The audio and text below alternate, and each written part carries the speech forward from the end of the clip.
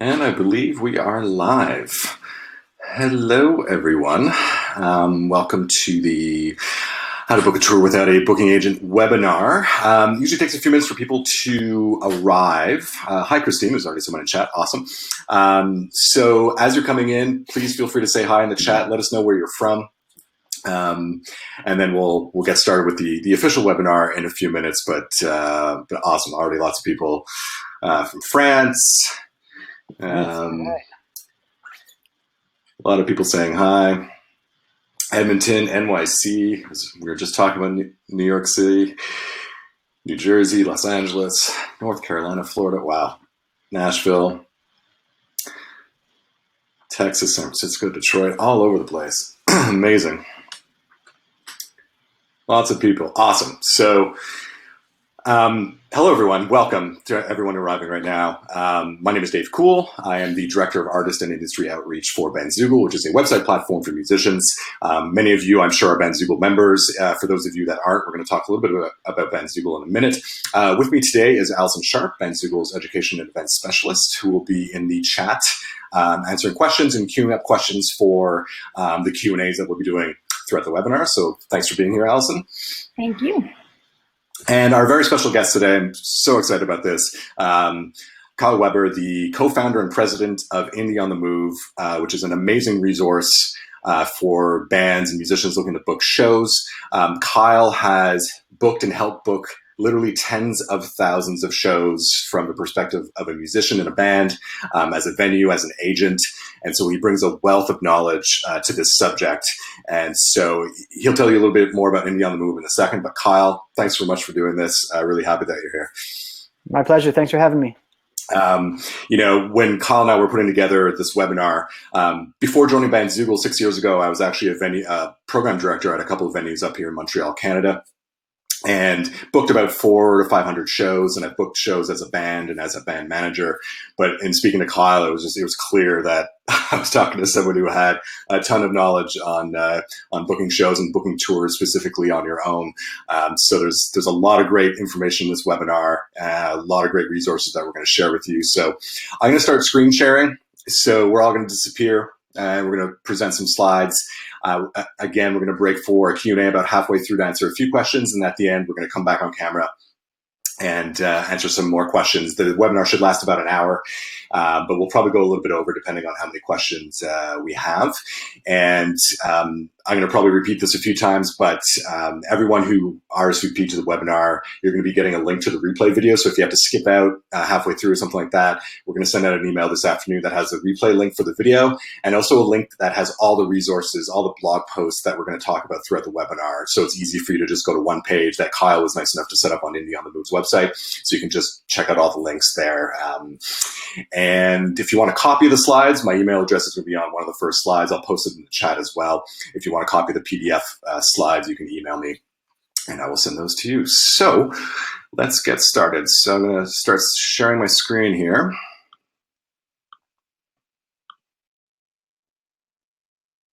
Can you guys see that?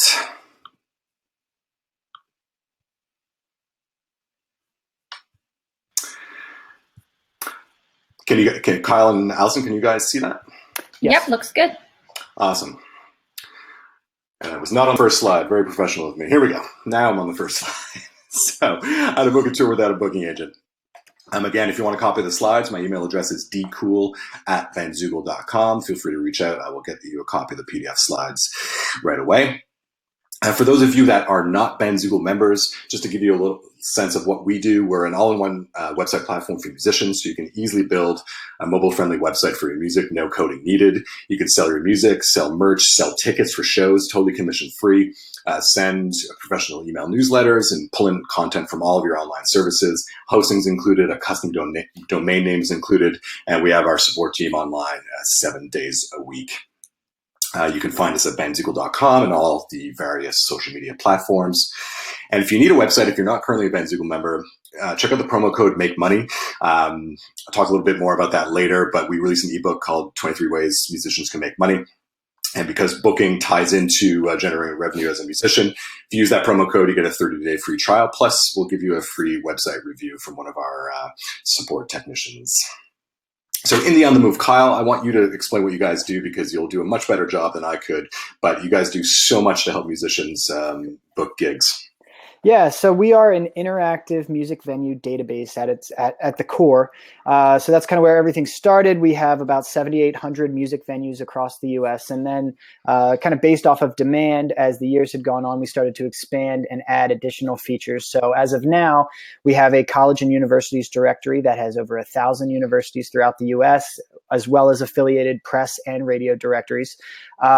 We have a section of the site where artists can go in, post shows that are seeking additional acts. We have a section where people can go in and post classified ads. We have a section where bands can go in and announce their availability. And then even beyond all of that, we have additional features that help to not only expedite the booking process, but kind of fine tune and consult people along the way so that what is going to be going out is going to be creating the best impression for them. When booking shows and tours, which is a really crucial part. And we're going to dive into that a little bit more in depth here in a little bit. Yeah. So and for anyone watching this who's outside of the United States, like, is Indie on the Move really focused on the US market? Yes. Yeah. We are US focused as of now. Who knows what the future will bring, but yeah, it is US based. But that does not mean that people from outside of the US can't sign up and try to book tours in the US. It's just mainly that the resources that we have are US. So that's going to be the venues, the universities. It's going to be festivals, press, radio, all of that sort of stuff is going to be US based as of now. Yeah, awesome. Yeah, and also the information that we're going to talk about on today's webinar is relevant to no matter where you are in the world if you want to book a show and book a tour. So, but just some of the Indie on the Move resources are specific to the US market. So correct. All good. And this is where people can find you guys, indieonthemove.com, and also on social media. Yep. And you were kind enough to set up a special promo for this webinar for some of the sort of the more premium features on Indie on the Move. So can you explain a little bit the college university show directory and the premium subscription? Yes, absolutely. So the college directory, again, we've got over 1,000 universities and colleges throughout the U.S. And so that's going to provide you with the name of the student programming director or some sort of person on the board there, their contact information, whether it be a Facebook page, an email address, a phone number. And then we also tie in all of the university press and radio. So you'll have all of that in one spot. Currently it is $79.99 for an annual subscription, but you do get a 20% discount here. So that would bring that down to about $64. The premium subscription ultimately gives you access to all of the booking information for all of the venues throughout the U.S. So again, we have about 7,800 plus, and then those booking details are going to include booker name, booker email, booker phone, some sort of link if it's Facebook, or a contact form, as well as a whole bunch of booking tips from the best time to call to this is the information that you should provide to here is all of the specs about the show, whether it's backline or sound system or just little tips that'll help you get your leg up. Even little things like this booker likes to book at the open mic, go there on Tuesdays kind of thing. So that would give you 20% off of that. That is $69.90 for an annual subscription. So 20% off of that, I don't know, do the math. I think it's about 52 something, or maybe 54. Either way, I'll calculate it properly when the time comes. I apologize. No worries. Well, thanks for doing that. The premium actually also gives you some additional filtering functionality, things like that. So it'll help you find exactly the type of venues that you're looking for much faster based off of your tour, the type of music you do, and additional criteria. Awesome. Well, thanks for doing that. Much appreciated. So let's dive in.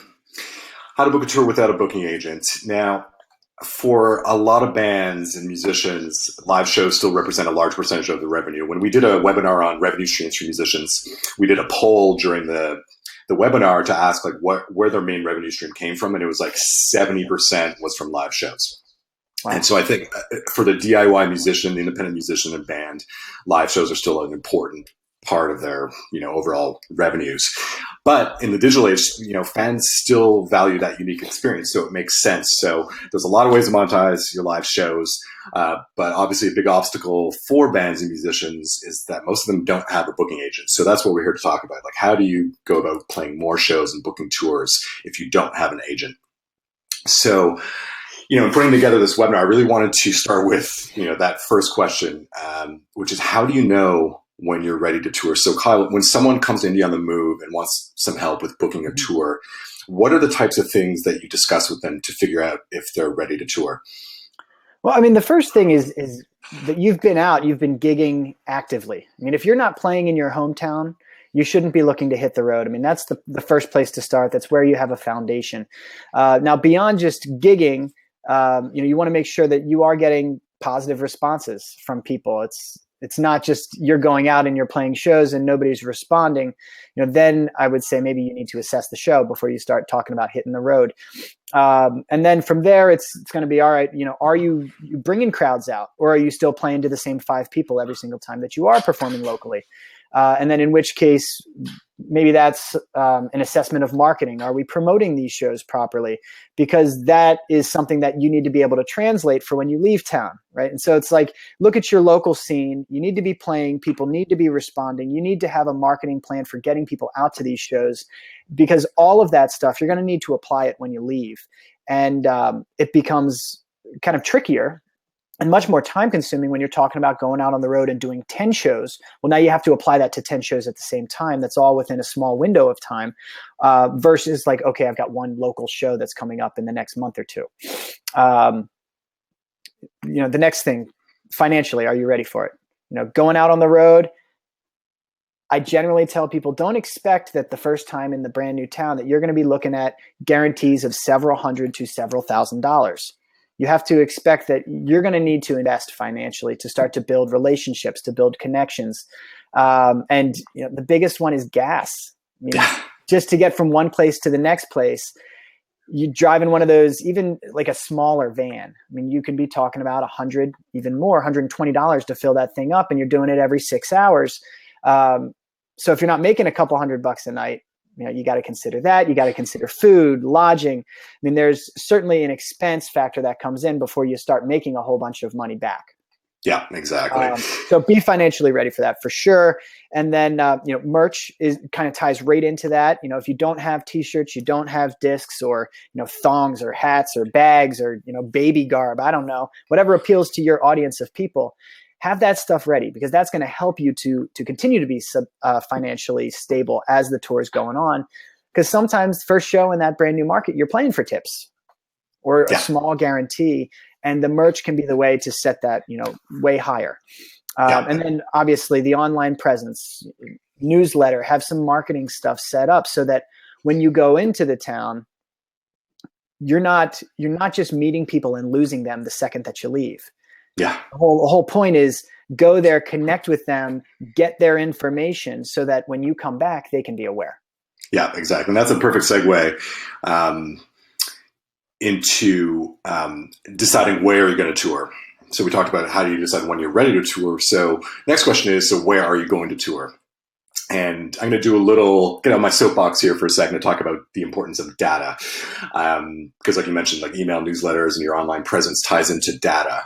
And that data can help you decide where you should be touring. So Derek Webb, the founder of Noise Trade, an awesome tool for musicians, if you don't know it, it has this great quote: if you own the data, the money will always follow. So he, years ago on a label, released an album. This is long before giving away music for free in exchange for an email address was commonplace.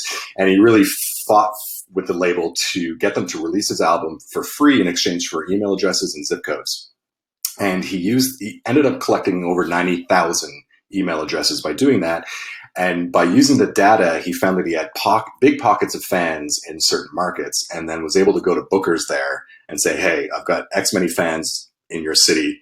I want to book a show. And he ended up playing several sold out shows in a few key markets around the US based on that mailing list data. So as a musician, access to data and the ownership of that data should really be a top priority in your career. Because again, it can help you decide where to tour, but it can also help you decide which song to invest money in releasing a video for, which merchandise to sell, promotional campaigns that are working for you. And it really gives you insight into who your fans are and where they live and what kind of content they're consuming. So where your website visitors are from, how they got there, where your mailing list members live.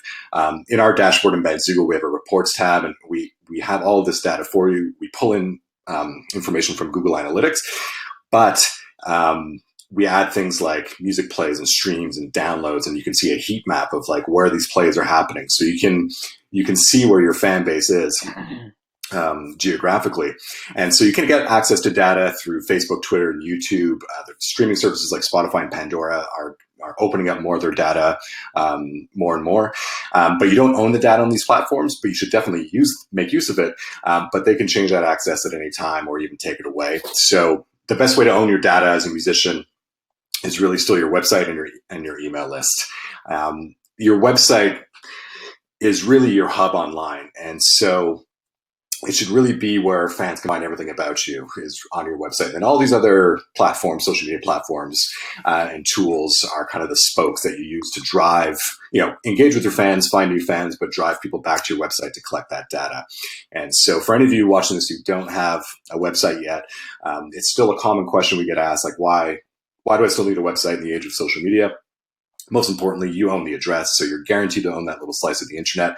Again, with Bandzoogle, you get a free custom domain included with any plan. So your fans will always be able to find you there. For anyone watching this who is old enough to remember MySpace, I used to book bands on MySpace all the time when I was running a couple of venues. And when MySpace became, suddenly uncool, there was for all the bands that built up a fan base on MySpace, there wasn't like a copy my friends from MySpace to Facebook button. That would have been nice. Jeez, wouldn't it have been? Would have been great. But sadly that didn't exist. And so you had to start over. So, owning that little slice of the internet where your fans can always find you and find information about you is super important. Secondly, you own the experience. So hopefully you're not putting a lot of distractions and ads and links on your own website. You're really making it about you, your brand, your music. There's no design limits, so you can really make it how you want, design it how you want. You earn more money by selling direct. So with Bandzoogle, again, it's all commission free for merch, music, and tickets. There's other services like Bandcamp that take a small cut. But by selling direct, you're getting more of the money. And most importantly, you're getting that data. So by collecting those email addresses, you're figuring out where your fans are from, how they got there.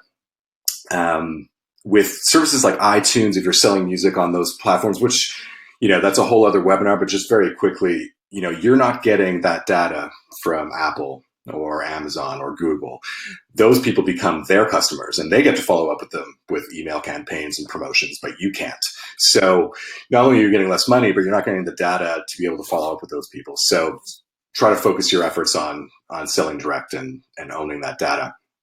And a mailing list, for anyone who's attending this webinar that doesn't have a mailing list, that's probably one of the biggest things you can do immediately after is start running a mailing list. And like Kyle mentioned, the importance of collecting those emails while you're on the road so you can follow up with those people the next time you come through that city. So you own that mailing list. You can download that database and take it with you no matter what service you're using. So if you're using, let's say, MailChimp, and you want to start using Bandzoogle's built-in mailing list tool, you can download your database, upload it to our system, and use it there, and then take it with you or download it from there. You always own that database. Fans want to hear from you. So if they give you their email address, it means they're really interested in your career. So it's important to stay in touch with them. And it's the best way to sell in terms of selling music, merch, raising money for a crowdfunding campaign and selling tickets for shows for a tour.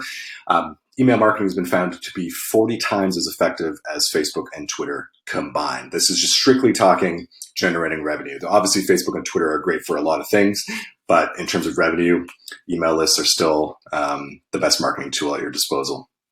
And Emily White, who's a brilliant artist manager in New York City, once said that an email list is an artist retirement plan. And what she meant by that is that it's the best way to stay in touch with your fans over the long term. Again, you own that database for life as long as you're active as a musician. You can stay in touch with your fans. So how else do you decide where to tour? So I'm going to get off my soapbox now and let Kyle take over again here. When you're speaking with a band that comes to Indie on the Move for some advice, how do you help them decide where they should tour? The first question is, where do you know people? And again, this is kind of contingent on them being ready to tour, of course, which we kind of already covered. But then it's where do you know people? Now you've got a foundation in certain areas, so it's going to be easier. Not only to hopefully get some people out to that show, but now you will hopefully have a place to stay. A place to stay generally can lead to a couple of free meals, maybe some free drinks.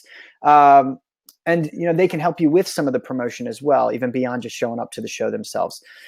So when I speak to people the first time, that is typically the first question. And then once you can answer that question, it kind of a lot of times will segue to, which direction should we be going? So like if you're talking with a band in Nashville and it seems like a whole bunch of their contacts are in the Northeast, but maybe they've got one random one in California. Well, then the answer is obvious. Go to the Northeast. And then you kind of connect the dots accordingly based off of the places that they already know people. So generally it's not like, okay, every city we know somebody, but maybe we have 3.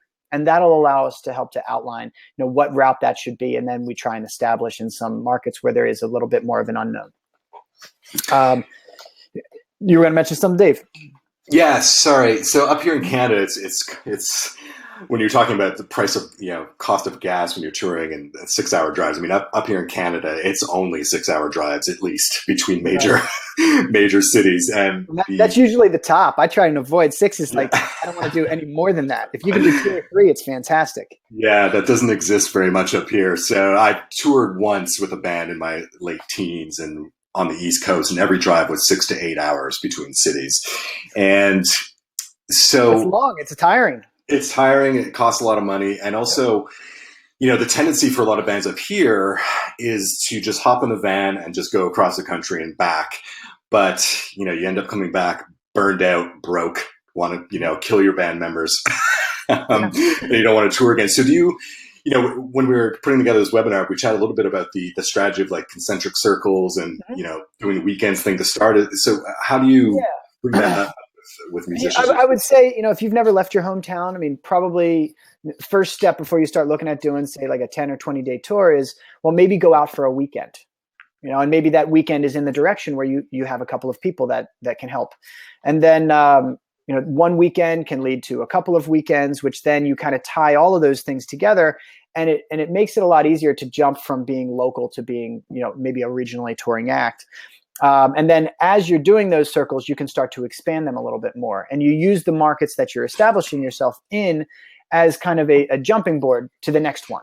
And so then it's not, oh my God, there's 20 unknown markets that I've got to go to on this next tour. It's really like, okay, well, I have like maybe 7 or 8 solid contacts. So really I only have to establish in 12 more. Yeah. And it does certainly help with the whole process. I think just looking at the slide here, when you're mapping out tours, something that I tell people a lot is touring is not about crossing places off of a list. Yeah, I should have put that in quotes because it is a great quote. That is exactly what you said. It's all good. I say it enough so that I won't forget it. But you want to make sure that you're going back on hopefully a regular basis. Obviously, the further away a place is, the harder it is to go back and the more money it costs to go back. So, maybe there's places that are a little further, maybe that's 6 months to 12 months. But if you start with closer concentric circles, it becomes easier to get back there. It becomes less costly to get back there. And then you can ideally do it, say, every 3 to 6 months. And that will help you kind of retain people's attention a little bit in the process of doing so. Yeah, exactly. Now, there's always exceptions. You're going into the studio. We're taking 6 months off. Okay, that's fine. But if you're going to be actively gigging, try and make sure you're going back and staying on people's radar. Sure, you could keep posting on social media, but eventually they're going to be wondering, when are you coming back to town so that I can see that show again and bring some of my people out. Yeah, exactly. And it strengthens relationships with the venues in those cities as well. And just to kind of tie in, I mean, talent buyers change quickly. So, you want to get your foot in there the first time, and hopefully that guy that booked you the first time who loved you after your set, he's still going to be there 3 months from now. It's another thing to kind of, worry about. Exactly. So starting small, working towards big, and then, by being somewhat successful in the process of starting small, it'll allow you to grow, hopefully in an effective manner, as opposed to, like Dave said, just spreading yourself too thin and one day just deciding I'm driving across the country to play as many shows as possible to, run out of money halfway through. Yeah, exactly. It's a recipe for burnout for a lot of bands. Argument. Sure. Totally. So let's talk a little bit about the types of shows and venues that you should be looking to book. Obviously, when you're booking a tour on your own, maybe for the first time, you're not going to be playing theater gigs necessarily. So, not unless you're supporting some big national. And let's be serious, you don't have a booking agent for this webinar. So yeah, exactly. Probably not. So what are the types of venues that artists can look at? Because there are a lot of different types that they can look at in each city for different options for different places to book. So yeah, I mean, the list is pretty self-explanatory. You got kind of like your bars and pubs. They're going to have benefits and detriments. Cafes, restaurants, colleges, universities, private gigs, house gigs, etc. So bars and pubs, basically. First, there's going to be a lot of options. I mean, there are bars, there are pubs in almost every. There's a lot in every major city, but even in smaller towns, I mean, there's going to be at least one or two places that probably you could set up a show at. So as a result, there's more supply. So booking can be a little bit easier. Now, of course, that is contingent on the bar or pub. If it's that super popular joint that everybody wants to play, that can certainly be an exception to that. But more so the idea of supply and demand. There's a lot of options. And so getting your foot in the door in the brand new market, there's a lot to kind of pull from there. Yeah, and so some of the drawbacks to a bar would be, like you mentioned this to me, like if you play like folkier or softer music, like sometimes bars might not be the right venue for you. Exactly, because especially it's going to be louder. But as a result of the bar having a drinking crowd, it's going to have maybe somewhat of a built-in crowd. So you're going to have to deal with the balance of those two. Yeah, and depending on the place. Yeah, exactly. Depending on the place. Now, on Indie on the Move, we've actually built in a feature. So if you do have a premium account, you can sort by places that only want covers or only want originals or are willing to work with both. Right. So that'll allow you to kind of filter that down a little bit. But yeah, knowing your audience and the crowd that's there, can be very helpful, but sometimes it means you doing something that you don't really want to do. And then the overhead is something to consider as well. The door, the sound guy, the lighting. What are they doing with that? Some places, they just straight up give you 100% of the door, and other places there's going to be something to consider about that. Yeah, exactly. And cafes and restaurants are similar, but also kind of different. So what are the main differences with booking a gig in a cafe or a restaurant? I mean, you are still probably going to have to deal with a little bit of the volume thing, right? Because you're secondary a lot of times, unless it's like a listening room cafe, which is kind of an exception. But if people are just going there to have coffee or to have drinks or to have dinner, right? That's the focal point, and the music is in the background, and that is not the focal point. But generally, as a result of that, these places will have a secondary stream of money that is coming in, so they're usually more willing and more able to pay out some sort of guaranteed payment. Can be kind of easier because, again, there are a lot of options there. Covers can be a thing depending on the place, but I would say the biggest con of like a restaurant or a cafe is going to be you are an afterthought a lot of times. And I mean that can work to your advantage though. If you can grab people's attention and win them over, that can be great. But certainly I would say the biggest thing to keep in mind is, and I think we're going to touch on some of these other types of rooms, but going in the very first time, if you don't have a guaranteed following that is willing to sit there and watch only you, sometimes you have to work to that. Yeah, exactly. So festivals now. Booking a festival could be its own webinar. Absolutely. I'm sure. And I mean, even on Indie on the Move, we just kind of lightly touch on festivals because people wanted a directory that they could look at with festival possibilities. But they're often used as an anchor for a lot of bands. Like you get a festival gig and then you think of booking a tour around that. Do you see that often? Yeah, I can absolutely see that. And honestly, I mean, bigger acts do that as well as smaller acts. Yeah. The tricky thing sometimes with festivals along those lines is that even though a lot of times they'll open up submissions, well in advance, sometimes you won't get final confirmation until, let's say, 2.5 months out.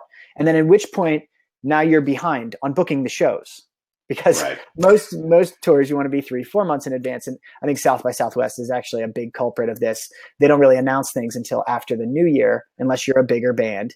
And then it's like, okay, time to scramble. Where can we play? Where can we play? And everybody else is doing the same exact thing.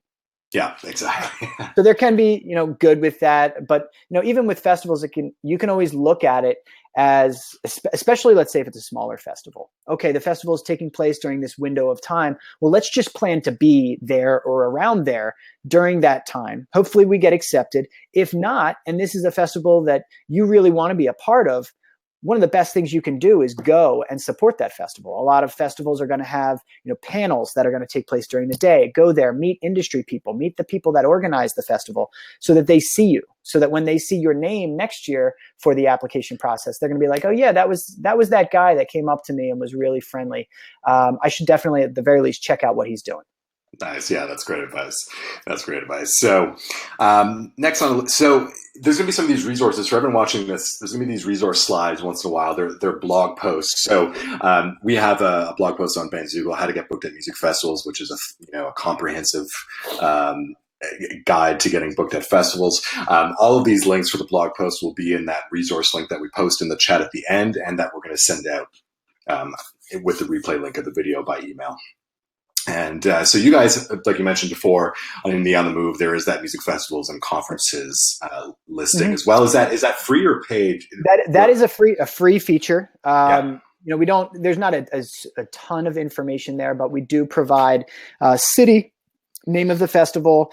If there is like a nice little description, we'll try and throw that in a little bit, kind of like a window of time when that festival generally takes place every year, with a link to their website, as well as a link to any sort of submission form with that.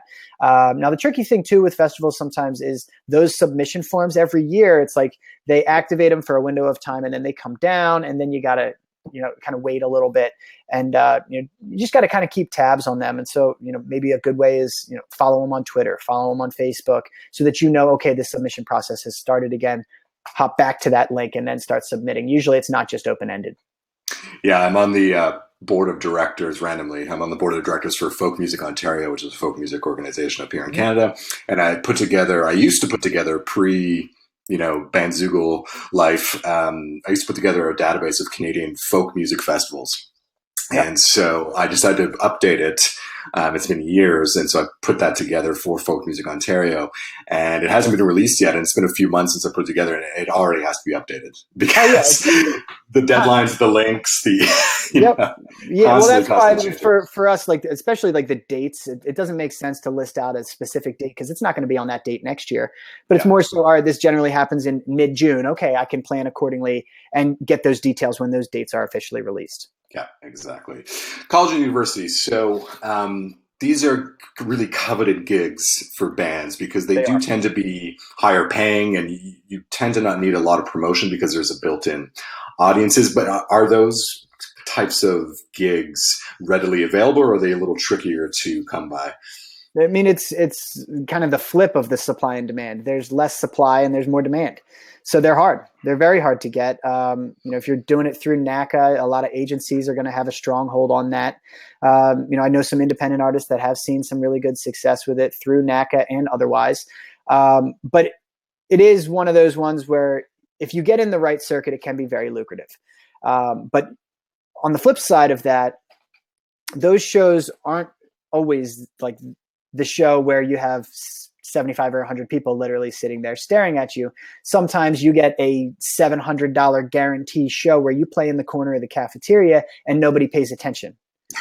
And not only are they not paying attention, you don't sell any merch, you don't get any newsletter, but you get $700. And that can be great sometimes, but other times you'd almost prefer to play that gig where you make $100 and you had 50 people actually watching.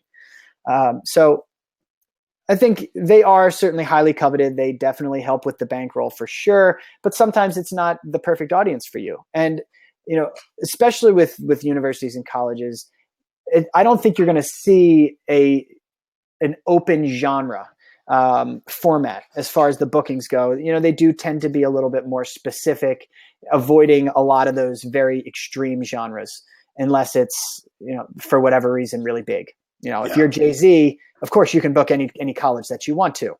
That's fine. But if it's something that is a little more polarizing, it becomes a lot harder to book, especially at colleges and universities, but honestly, even at venues as well. And kind of the other thing that I've noticed too with colleges and universities is you have to be really willing to bend to their schedule. a lot of times you're not going to be saying, well, all right, here's the tour that I mapped out and I'm going to be in Madison on the 11th of September. No, they're going to say, we have 2 days. One is here and one is here. Which one do you want? And then, if it ends up being that you've got to drive 12 hours to get there and 15 hours afterwards to get to your next gig, it just is what it is. And so a lot of those tours I do see end up being like very dartboard-esque, where you're kind of doing this. Yeah. But then, in places like NACA, they've got block scheduling where there's discounts, and maybe that does work in your favor. Yeah, fair enough. And so you guys, going back to the college university show booking directly, so that's what we talked about in the intro. Just it's an annual subscription, but you can use that promo code to get 20% off. Yep. To access that directory through Indie on the Move. Private gigs. So, these would be like private parties, corporate events. They again tend to be higher paying. You don't have to do any promotion. They are a bit tougher to book. You're not going to really sell a lot of merch. But are private gigs something that you see touring bands doing in your experience? Not usually. Usually that's it. Well, usually it's not like a private gig. And by private, this isn't like a house concert. This is like a private gig through a corporation or something. Usually I see it's private gigs are like an extra thing on the side that they do, or they primarily focus on that, and then touring becomes something that's on the side. But a lot of times they don't intermingle. Yeah. Fair enough. I threw it on there because it is a different type of gig to play. And let's say, absolutely. And it's a way you can make a bunch of money doing private gigs for sure. Yeah, exactly. And there's a great platform out there. We've actually integrated a few of their tools into Bandzoogle's platform, Gig Salad. That's what they specialize in. And our quality assurance person at Bandzoogle is an opera singer and joined Gig Salad a few years ago when we were first talking to those guys. And he got offered a gig to sing the Canadian national anthem at like a junior hockey game, like within 2 days. So it's like there's a lot of interesting gigs on there. So if you do play covers or are willing to play covers, private gigs tend to focus on that a little bit, although you can, of course, play some original music, depending on who the talent buyer is. But anyways, check those guys out. I believe it's free to try. And so if you want to try to play those types of private events, they would be a good place to start. So house concerts, you mentioned, private gigs aren't house concerts, but house concerts are sort of semi-private. They're this weird, they're definitely big. I come from the folk music world. And so house concerts have just been a thing I've known about since, forever, but it's becoming more and more popular as a type of gig. So why should artists look to book house concerts, and what are some of maybe the drawbacks to that type of show? Well, I would say that probably the biggest, two of the biggest factors is a lot of times a house concert, you are going to have the crowd's attention, right? They're there specifically to see this concert that the host is putting on. And so they're going to sit and they're going to listen, which is, fantastic. There's nothing better than having their devoted attention for the entire set and nobody even speaking. So that's probably number one. Number two is a lot of times those gigs can be pretty lucrative, especially if the people there really enjoy what you're doing. Now, a lot of times it's not going to be just a straight up guarantee. I mean, sometimes it will be, but more often than not, you're going to be looking at some sort of suggested donation. But for the most part, from my own experience and what I've heard from others, that does tend to convert very frequently. So you can be looking at a big payday. A couple $100s is not abnormal from a house gig. And I know people that, sometimes make over $1,000 just from donations and selling merch. But that with a house gig, merch does become a very big thing. So definitely try and have some with you. Filling in gaps on a tour. Sure, it can be great. I would say when you're filling in gaps on a tour, don't exclude any resources. Just try your best to find something to fill in the gap. So explore all avenues there. And it's a great way to connect fans. So usually if you're doing a house concert, there'll be a meet and greet of sorts before you start, and then you do it. And then afterwards people end up hanging out. So there's a really nice connection there. The cons, number one, finding the host. Right? I think I even saw somebody comment over there, where do you find house concerts? So it can be tricky. For sure. There are some platforms that I have stumbled across over the years. I'm not even sure if they're still up and running at this point. I think that they are, but I don't know that they ever really got to, beyond the beta phase. I don't know that it's quite as simple as literally just saying, hey, I want to book a show in Vancouver. Let's go find a host. Yeah. Right? A lot of times you need one of two things. You need somebody that absolutely loves what you do. So you need a diehard fan in Vancouver, or you need to have a personal connection with somebody in Vancouver that is actually willing to host the event. And, one of those two are, harder said than done a lot of times.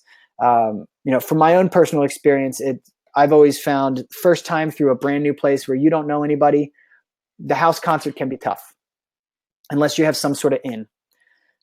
Go pick up a gig somewhere else. Maybe it's the cafe, maybe it's the bar, the restaurant. And then from that show, win some people over. They become your core fan base in that market. And then you can introduce the idea of, do you really love what I do? If so, I'd love to come back and, can we look at possibly doing some sort of house concert?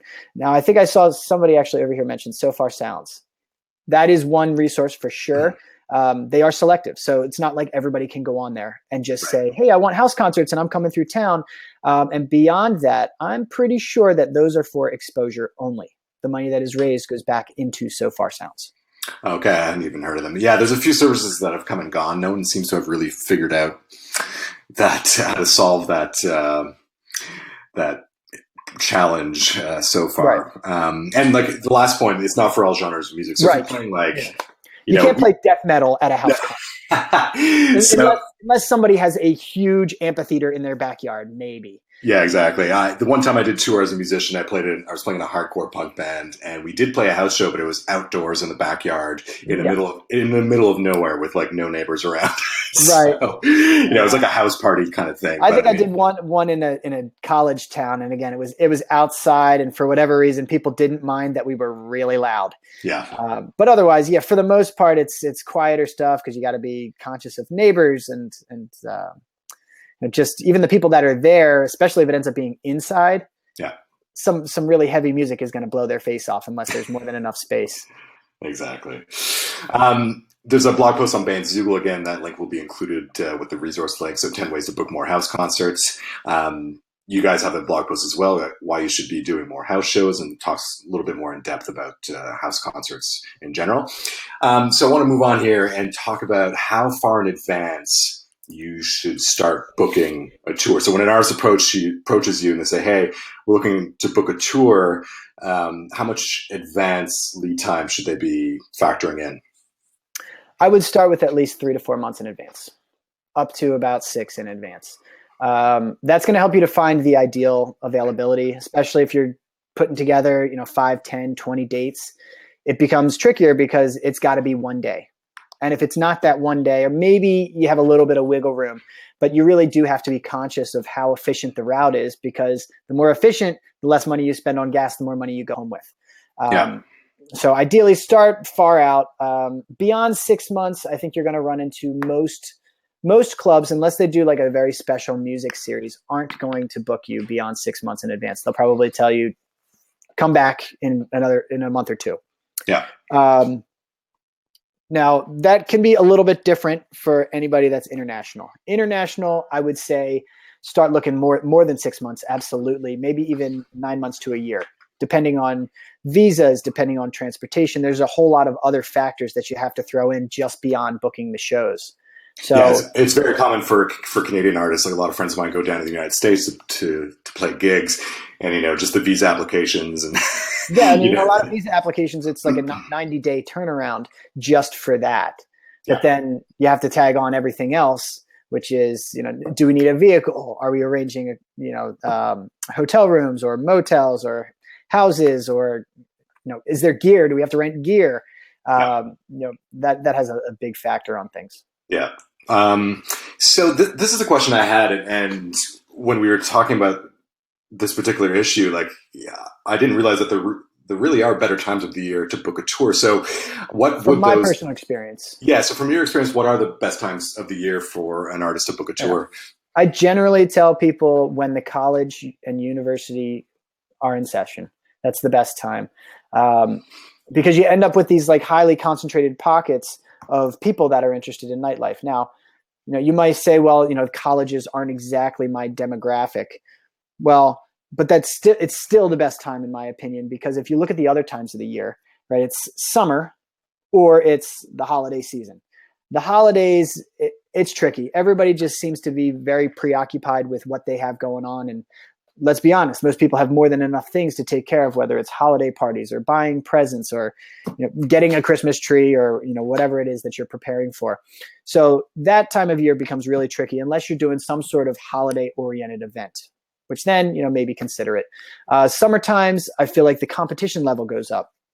You do get a lot of acts that go on the road, major acts as well as smaller acts, but a lot of the big festivals are going to be on the road in the summertime. So you're competing with those. Summertime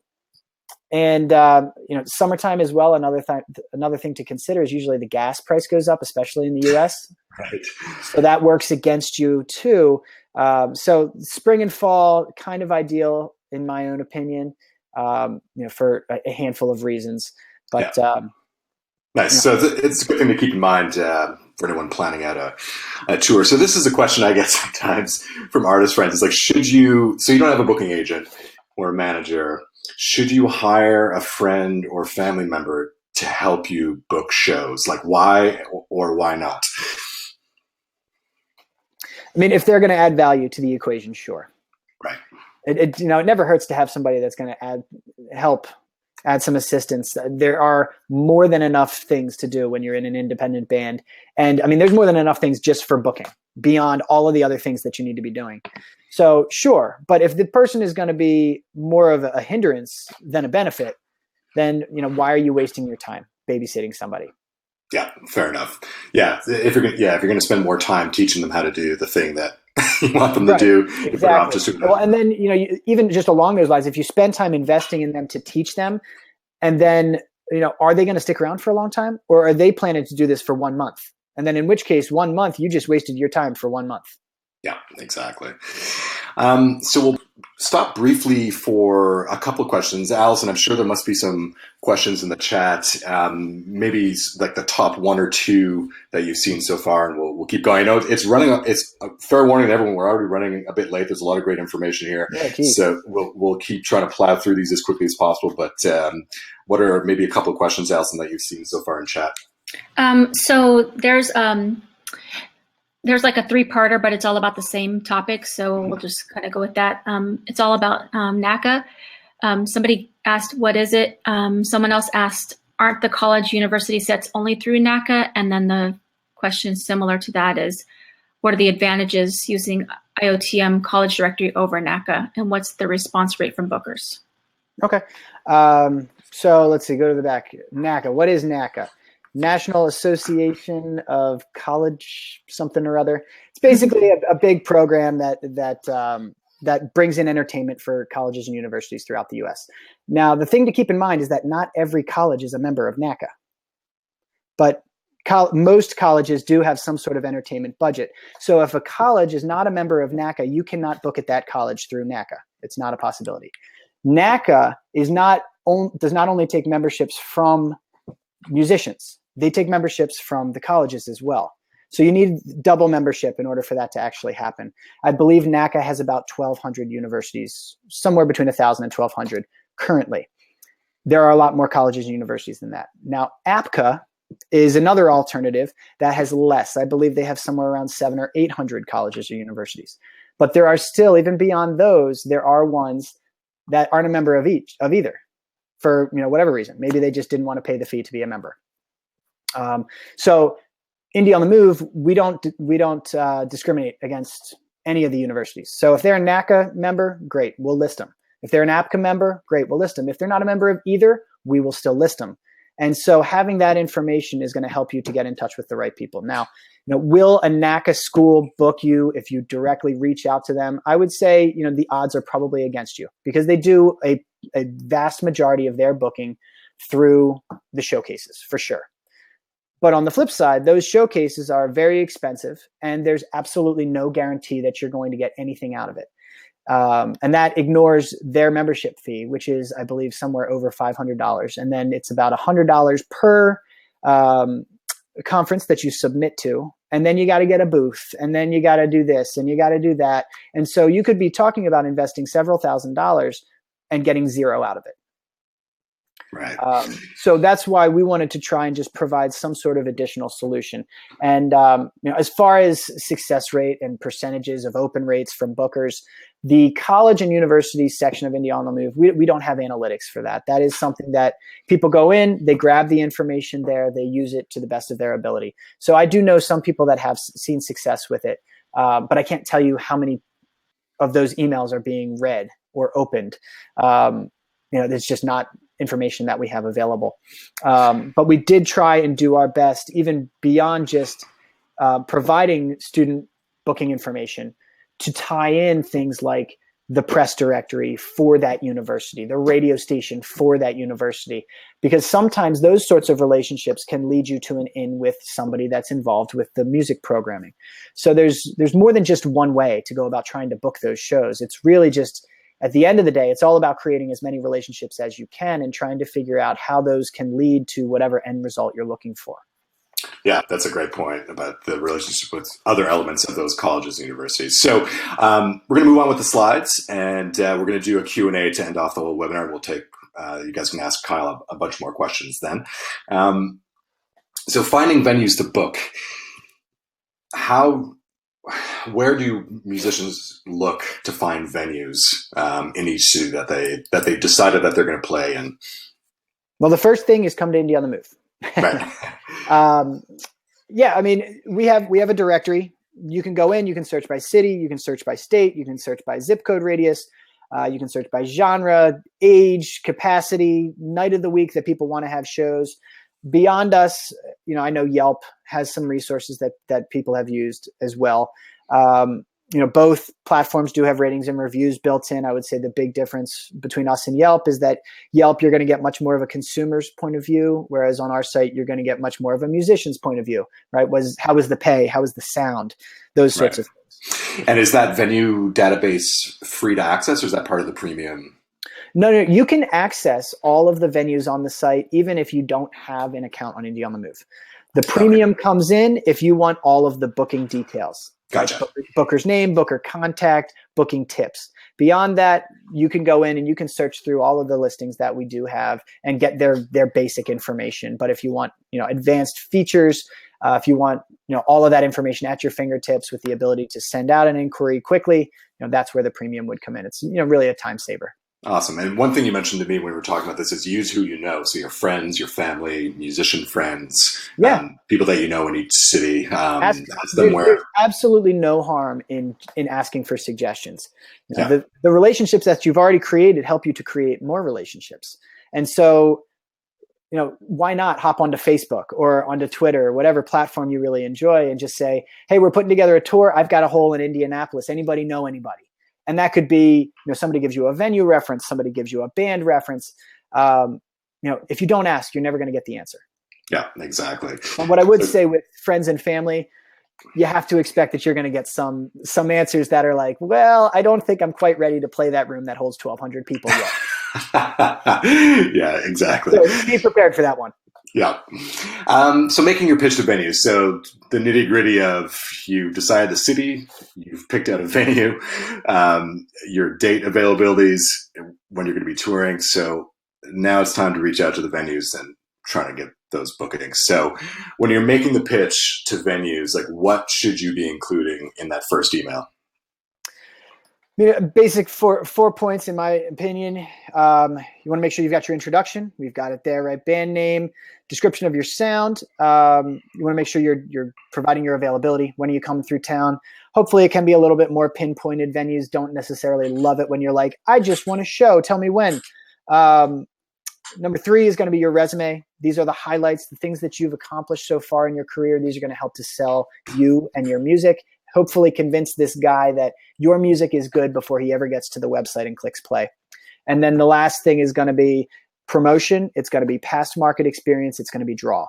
Try and grab all of this information and provide it to the booker in a really concise manner. Yeah, so, that's key. So what not to include in your email. The flip side to this would be your full bio, large attachments. Pictures. Yeah. Or anything in general that is not adding value to the pitch. Yeah. Right? Like the fact that you met your bandmate in high school, no value. The booker doesn't care. Yeah, I found this out, on the other side when I was booking shows for my band and managing a band, getting in touch with venue bookers can be frustrating. And when I was a venue booker on the flip side, I understood why. You get bombarded with hundreds of emails every week of bands looking to get booked. So you have to be concise, to the point, offer value, why they should book you, especially if they don't know you and you're getting to see it for the first time. Right. The cold pitch is the hardest thing. Yeah. So following up, so once you've sent that first email, this is the tricky part. Like, how do you balance being persistent with being too persistent and possibly annoying? Generally, I tell people once the first email goes out, try and give it 2 weeks if you can. Maybe at least give it a week. If the date is coming up quickly, all right, I understand. You got to kind of make sure you're moving the process along. But if you've planned accordingly, you're 4, 5, 6 months in advance, you can afford 2 weeks. Give that guy a little bit of time to read the email. Once that happens, follow back up. Maybe it's another email. Maybe it's a Facebook post. Maybe it's a phone call. My opinion is try and get 2 emails out. If the guy does use email, do at least 2 emails before you start looking at some sort of alternative form of follow-up.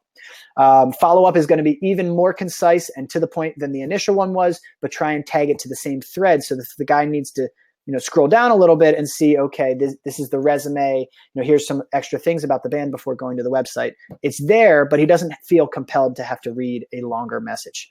Yeah. You had a really interesting point when we talked about this, because I asked, when should an artist give up on booking a gig at that venue? And you flat out said, when you book another gig. Yeah.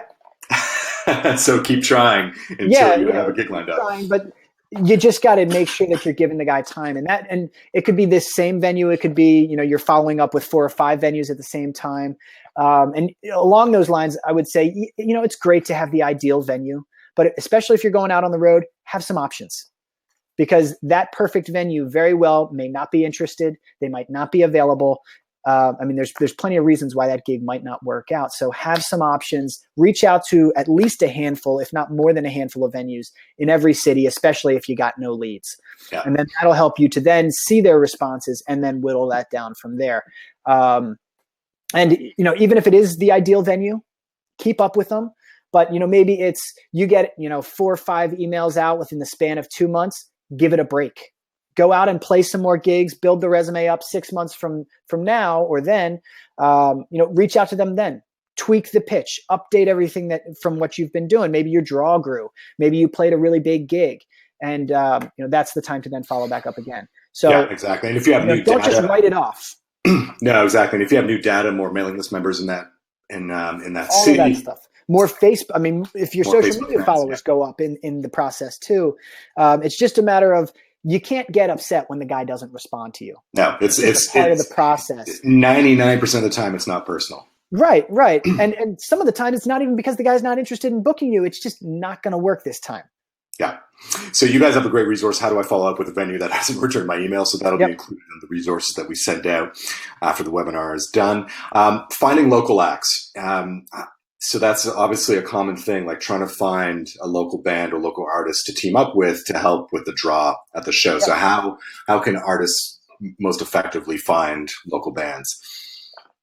First thing I suggest is ask the venue. You've already sold the guy or at least created some sort of interest with the guy. Ask the booker if he has any suggestions. He's only ever going to give you the best answer. And that's going to be the people he likes, the people he knows, and the people that draw at his venue. If he doesn't have any suggestions, he's not going to give you any, or he's not going to respond. No big deal. Move on. Secondly, your network. Again, bringing it right back to that. Friends, fans, family members, anybody that's local, right? What you don't want to do is bring somebody that is not local, that doesn't have a fan base in the area where you're playing. That kind of defeats the purpose. Yeah. But you might get some good suggestions: text message, phone call, social media post.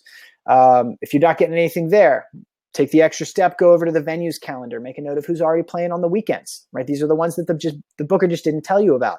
But obviously the people Friday, Saturday nights that are playing there regularly, they have a draw. He likes them. He just didn't tell you.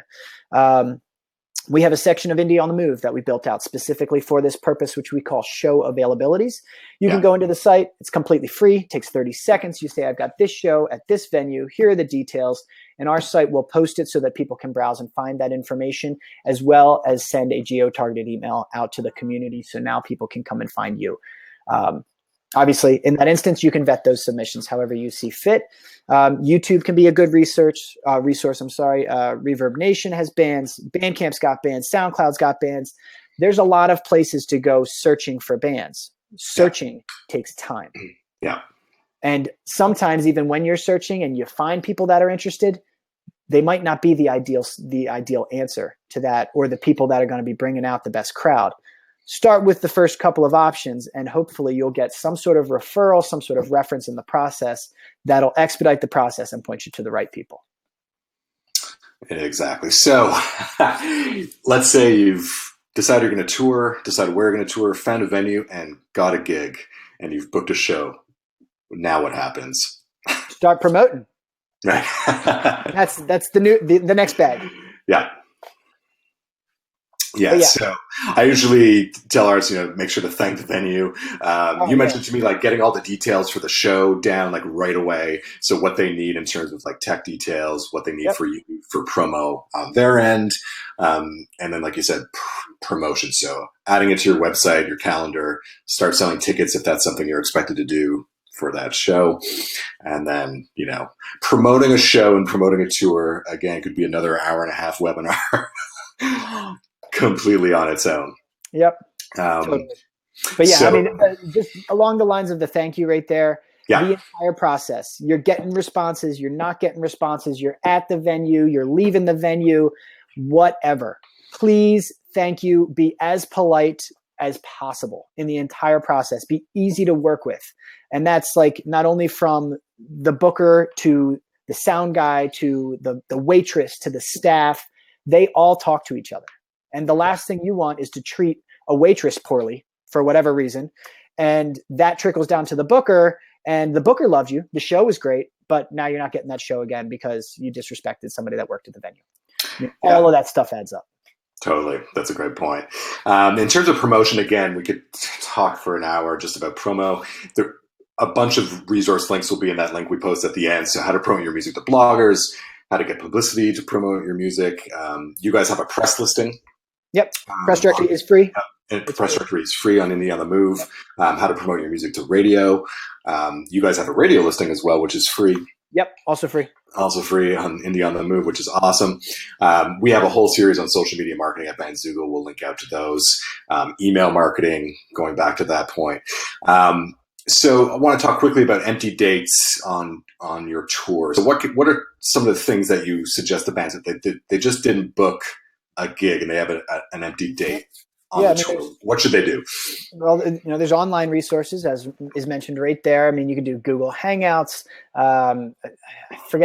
Stage It is another one. I mean, there's a whole bunch of platforms out there that you can use to just like put on a show in your living room, without anybody there, but broadcast it out. So you're doing something. I mean, you can also take that and like tie in some sort of donations or tips within that. So you could be making some money in the process. Online stuff, great resource. Busking, if you're not opposed to doing that. I mean, I know some bands that every day that they don't have a show, they're out there doing it. And sometimes they're doing it when they got the show as a means of promotion. Email, let me see here. Email everyone that's signed up on your mailing list. Yeah, that's a good option. I mean, just mailing list or social media is just put out a feeler, right? Your network, again, coming back to that. Anybody know anybody that we can reach out to? We got a hole on this day kind of thing. And then otherwise, if it doesn't work out, don't overlook the importance of getting enough rest when you're on the road. Yeah. You're in the car, you're at the venue, you're entertaining people after the venue, you're trying to do work between all of that stuff because you're promoting the show or you're confirming details for the next tour. I mean, there's just so many things that are happening in there. And if you're not getting enough rest, it makes that whole process more miserable, more difficult. So don't undervalue that. If you get a day off, embrace it for what it is and try and get some sleep. Yeah. That's a great point. So we have a few more slides, and then we are going to get to questions soon. We'll try to get through these last ones quickly here. So budgeting for your tour, you have to keep in mind the financial investment, like we talked about right off the top. So some of the things that you're going to have to, budget for, like you mentioned, Kyle, gas, which is funny because that's the Number one. Yeah, it's the one thing I didn't have on the slide when I first presented this to you. And you're like, gas is the biggest expense. It's like, oh, right. The biggest one. Yeah. And you can't do anything about it. It's happening. Yeah. Venues. So you mentioned before, like you have to pay for a sound check sometimes, a door guy. Up here in Canada, especially, well, I'd say up here in Montreal specifically, the pay-to-play model is just prevalent. That's just how it works. You pay a rental fee for the room on top of all the other expenses, and that's just kind of how it works. That's a controversial thing, but that's what I grew up in, so that's always part of the budget for bands playing here. Per diem for band members, do you have like a rough guide of like how much per day for an individual adult human should a band be? I could tell you what I used to do back in the day, so we would get home with as much money as possible, and we did $10 a day. Oh, wow. Make it last as much as you could. But I mean, obviously some days if we had a really good show, well then, we would bump that up a little bit, but being just more conservative with what that is, it gives you a little bit of a buffer. Like God forbid the transaction or the transmission, craps the bed. You have all of these little things that can creep up for you, that you don't want to have happen, but can happen. And so it's almost better to have a little bit of bank to fall back on. Yeah. Rather than just paying that money out for then somebody to be like, well, sweet, I got $30 today, and I'm going to spend 20 on beer and 10 on food, and cool. But then down the line, that extra $20 from 5 different people, that was the $100 you needed to fix the car. Yeah. And be warned, your car or van will break down. Something will happen constantly when you're on the road. So make sure you have some emergency funds for that. Yeah, emergency funds for sure. Yeah. Gear rental, if you're staying in hotels or Airbnbs, obviously if you're going out for the first time, hopefully you're staying crashing with fans or people that but it is going to come up that maybe you're going to have to spring for a hotel room, motel room, whatever. And promotions. So posters, Facebook ads, targeted Facebook ads at people in those markets. For posters, band posters is the best solution I've seen personally for, I think the days of like large run posters and like postering a city are kind of done, but venues still want posters to hang in the venue. Yeah. To let people know that you're coming through. And I send them to every show. Yeah, exactly. So Band Poster specializes that. You can design, print, and ship, small run posters to venues in like a minute or two. Like it's you literally don't have to do anything except click, click, click, and it's done. Yeah. So Indie on the Move has a special deal with Band Posters. So if you use iotm.getbandposters.com, you'll get 10% off your poster runs. So amazing resource. They're based down in Nashville. Love those guys. Love that service. So check them out if you do need posters. Revenues. So to talk about the positive side of touring, hopefully, is, the types of revenues you'll be seeing would be like, hopefully, ideally guarantees, but they're they're not always available. Or guarantee versus the doors is the ideal scenario. Yeah, but sometimes that's not the case. Yeah, fair enough. It's, sometimes it's just straight up ticket sales or what comes through the door. You mentioned as well, like percentage of the bar sometimes is part of the equation. Yep. Sometimes it's only percentage, or sometimes it's added into one of those other two. Yeah.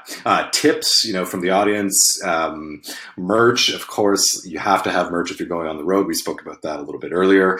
Live performance royalties, which I think is one of the most underutilized revenue streams for musicians. Especially for smaller ones. Especially for smaller artists, is submitting your set list to your performance rights organization.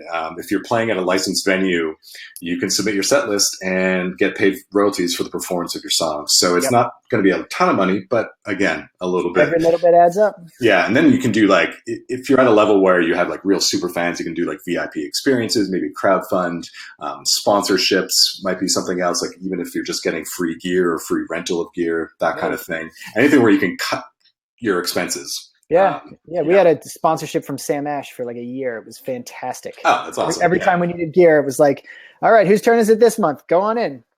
Yeah, exactly. That's amazing. So we have a blog post we'll include there, 14 ways musicians can make money from live shows. It goes a little bit more in detail about some of those revenue streams. you guys have a great post, how I double my gig money with merchandise sales. So again, hammering the point of needing merch. Crowdfunding, obviously Pledge Music is a great platform out there to crowdfund. How to get sponsored. We have a post that was a guest post from a musician, Dave Hoffman, many years ago. It's still one of our most read blog posts on Bandzoogle. Really goes through, it's a two-part blog post, really goes into details of how to get sponsorship for your band. And then you guys also have another resource for sponsorships and endorsements. We'll have that link included as well. We're wrapping up here. So download the ebook, 23 Ways Musicians Can Make Money, which talk about all different revenue streams, including live shows. If you're not a Bandzoogle member, again, you can try Bandzoogle free using the promo code Make Money, and you'll get a 30-day free trial, plus a free website review. A great product. So Kyle and his brother, the co-founders of Indie on the Move, have been Bandzoogle members for how many years now? With my initial band, I mean, for 5 at this point. I mean, it's been a while. It's been quite a while. And then the new band, ever since we started, I mean, it was a no-brainer who I was going with. Awesome. And again, Indie on the Move, Kyle was kind enough to set up these 20% off promo codes for the college and university show directory and the premium subscription as well. So thanks for doing that, Kyle. Our pleasure. You can find them at Indie on the Move. You can find us at bandzoogle.com. Again, for those of you who came in just after the first initial slides happened, if you want a copy of the slides, shoot me an email at dcool@bandzoogle.com. I'll send you the PDF. We're going to send out the replay link for the video and a link to all the resources that were talked about during the webinar. And that's the link there, actually, indieonthemove.com. How to book a tour without a booking agent resources, but we'll send out Allison will post it in the chat and we'll send it out by email afterwards. So I'm going to stop sharing here and come back on screen. Hello, everyone. All right. Hey, Allison. Everyone, sorry that went a little long. A lot of great information. So we'll jump right into questions. So Allison, are there any questions for Kyle that you saw? Maybe some common questions or popular questions? There's a lot of questions and a lot of great suggestions actually by everybody just sharing with each other, and that's really great. Let's see. One of the good questions from Jackie was, when you have a date confirmed, who are the types of people we should reach out to when we have a tour stop, and how soon, like radio, bloggers? How soon? Yeah, good question. Usually the window is going to be like 4 to 6 weeks in advance of the date, which is good because ideally you want to have the date confirmed ahead of time, and hopefully that date is going to be booked, let's say 2, 3, 4 months in advance, and then 4 to 6 weeks is your window for reaching out to them with that. Okay.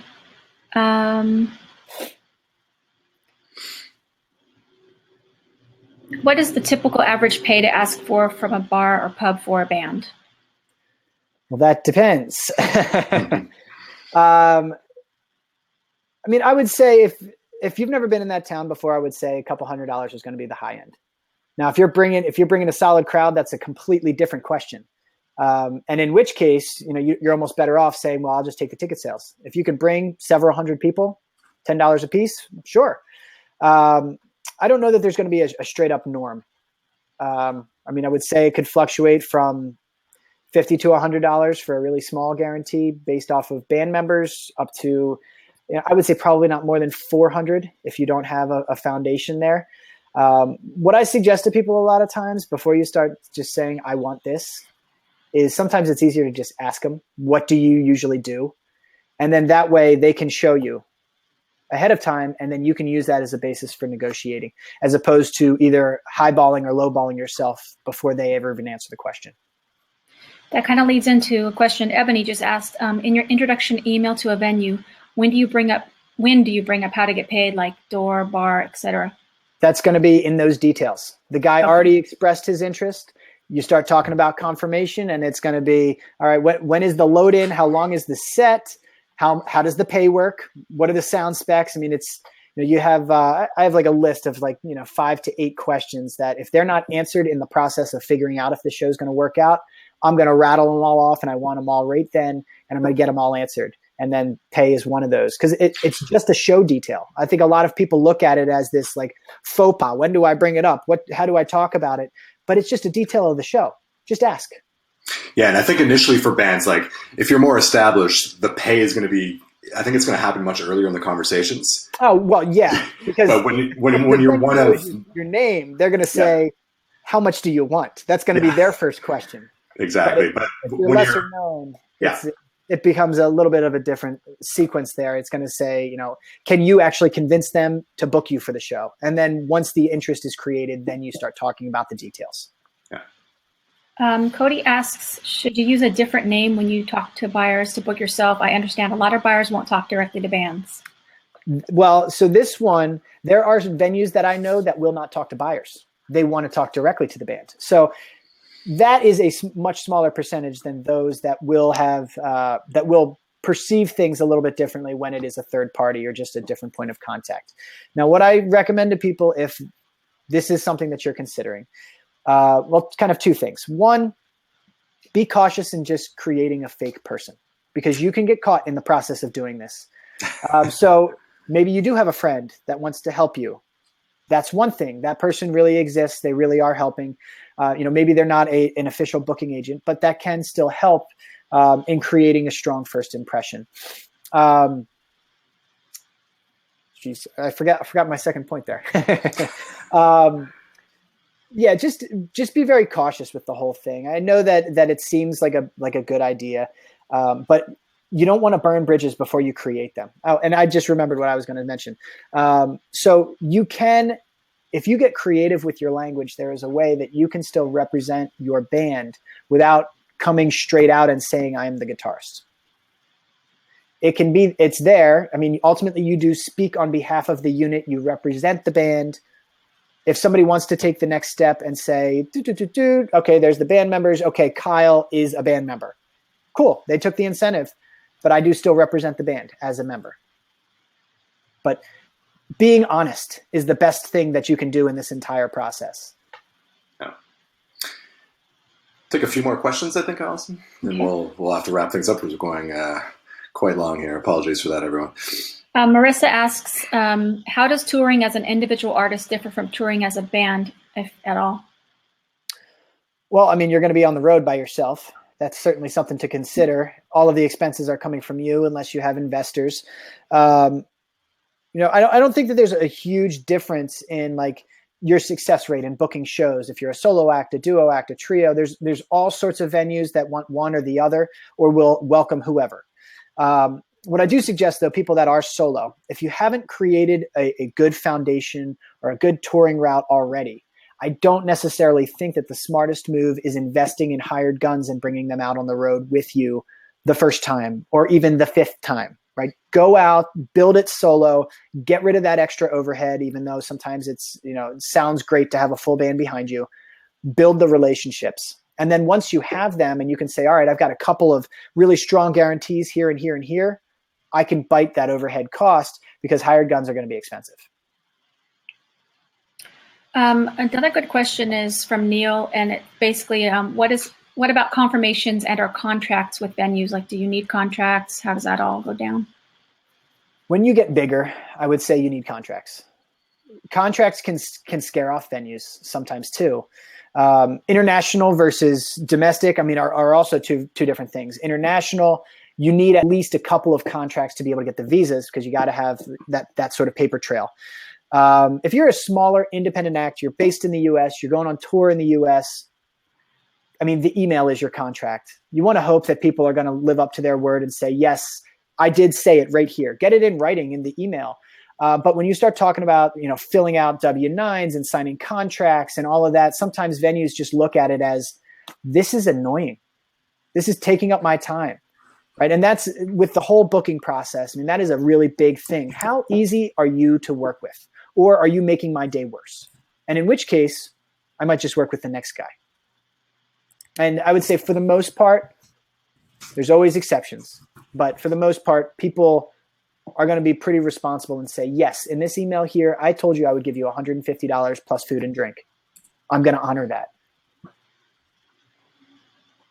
Okay. Christine asks, does Indie on the Move have a scheduling widget to keep track of your dates? Or if not, what resources would you use, like an Excel sheet, free software. Keep track of dates that are confirmed or dates that are pending.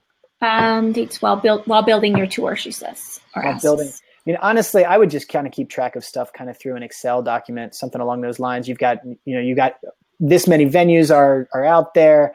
Here's their information. This is what they said. This one's confirmed. That one's not. Obviously confirmed, you start getting those dates online. I mean, Bands in Town, Songkick are great resources. Just having some sort of notes in the back end is a good idea. And something as easy as an Excel document, that's really all you need. Everybody's got free access to Google Drive or, some sort of Microsoft product. So use it.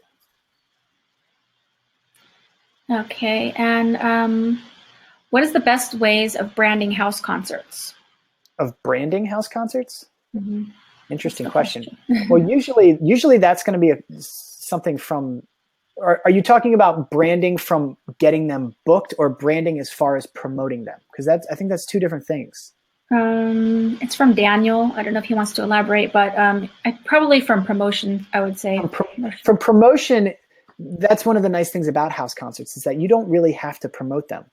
Usually that's the host's job. And usually the host is going to be the one that controls that guest list to say, okay, these are all of my friends that I wanted to bring out for this artist that I really love. I mean, I just played a house concert 3 weeks ago. And even in that instance, we had some people that were within, a 45-mile radius or so of where the house was. And we had to actually reach out to the host and say, hey, we have fans that want to come to the show, and ask their permission because it's their house. It's their friends. It's their setup. It's just like you're going to a party and you want to bring somebody with you. The courteous thing, ask the person who's putting it on and see if it's cool. You really don't have to promote. It's a lot of times it's going to be a private event that you're going to show up for and you're going to entertain. Awesome. Maybe we'll take one last question, and then I'm going to post my email address in the chat. Allison, if you could also post the link to all the resources in the chat as well when we end off. And you guys can email me if you have questions for Kyle. I'll either try to answer them or I'll sort of sift through them and get some answers for you from Kyle afterwards. So one last one, and then we'll call it a day for the webinar today. The last one I would say is from Sarah. She asks about what about including your EPK in your cold pitch email? As an attachment? It doesn't say, but probably just maybe I'll answer just elaborate on it. Yeah. Attachment. The best approach with your booking pitches, and honestly, a lot of emails that are going to be cold pitches to people, simple text and simple links, attachments, pictures, images, those sorts of things can land those emails into a spam folder, which is obviously not where you want them to land because then you're not getting booked because they're not reading them. With an EPK, the best approach is, that EPK is stored online. Just include the direct link to that EPK where they can find that. And then, the rest of your email it can be simple text and simple links. Yeah, and through Bandzoogle, we added not too long ago preset templates for different types of pages on your website, like a store, music page. But we added electronic press kit EPK, so we laid out the features, and then you can customize it from there. But just to make it super easy to add an EPK to your website, and that way you're sending the booker to your website where they view your EPK, but then they can also hear your music, see your upcoming shows, watch your videos, get your everything all in one place. So it's branded like your website. It's not branded for a different company that really wants their promotional label there. It's your website with an EPK built into it. And another webinar idea. A website versus an EPK, two completely different things. It's good to have both, but don't include more than text and links in your pitches. Try and ensure that they're getting where they need to go because that's the first step. And then hopefully the information that's in there is going to sell people on you. Awesome. Well, first of all, thanks so much, Kyle, for doing this. Really appreciate it. I learned so much putting together this webinar with you. Allison, thanks for your help in the chat. Everyone who attended. Thank you, Allison, as well. Yeah, that was great. Thanks to everyone who attended. Hopefully that was really helpful. Again, if you want to copy the slides, I'm going to put my email address in the chat right now. Allison posted the link to all the resources. Again, we're going to send out a link this afternoon that has the video replay link and a link to the resources. And if you want a copy of the slides, you can just respond to that email. I'll be the one sending it out. So thanks so much, everyone. Dave, I just want to throw in real quick. Yes. If anybody has any questions for me, you can find me through Indie on the Move. There's a contact button at the bottom of every single page that goes directly to me. So if you have questions, find us over there, and I'm happy to address them. Awesome. That's awesome. Thanks so much. All right, everyone. Have a great day. Thanks, guys. Bye, guys.